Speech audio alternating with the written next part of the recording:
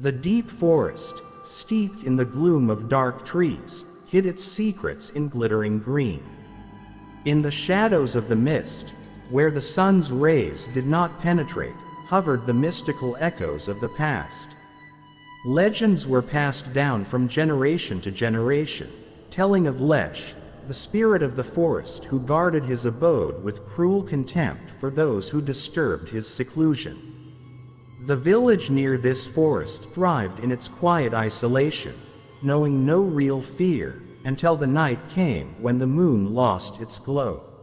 It was evening when the winds stirred and the voices of nature took on threatening notes. The frightening howl of the wind pierced the night air, a portent of something extraordinary. The villagers began to feel a strange presence, as if the forest was coming alive, filling with a living breath.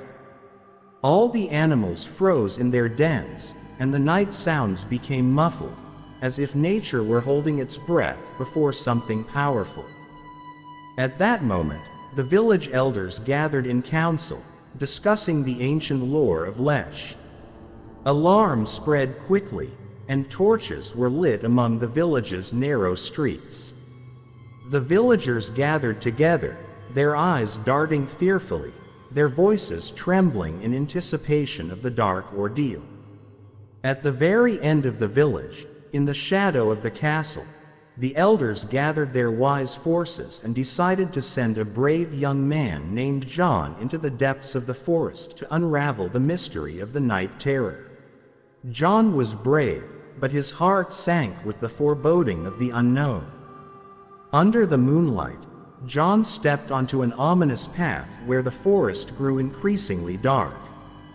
The branches of the trees bent down, forming tunnels of green eyes that glittered in the darkness. The forest whispered its secrets, the winds carried the purr of ancient spells. Walking deeper and deeper, John smelled a strange odor, something wild and alien, as if the forest itself was breathing. Suddenly a figure grew in front of him, bent and covered in moss, with eyes glowing green. It was Leshy, the spirit of the forest, his powerful eyes glittering with incomprehensible wisdom. The summoner spoke in a measured voice that filled the air with ancient magic. He told John about how humans had recently become restless and unreasonable, how they were disturbing the peace of the forest with their reckless activities.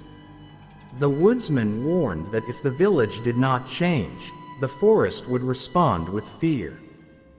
John returned to the village and told of his meeting with Leshy and his warning.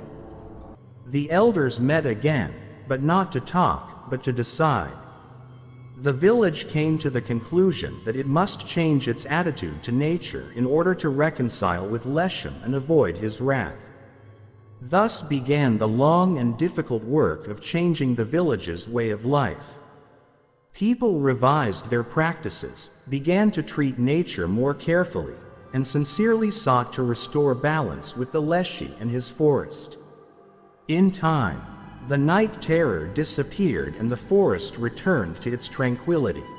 John became a wise leader, reminding everyone that nature is something more powerful and greater, and we must respect its power. The forest became friendly, bestowing its bounty and wisdom on those who knew how to neighbor it. Thus ended the story of Leshy, reminding everyone that even in the most mystical creatures there is wisdom hidden, and in nature there is incredible power to be cherished.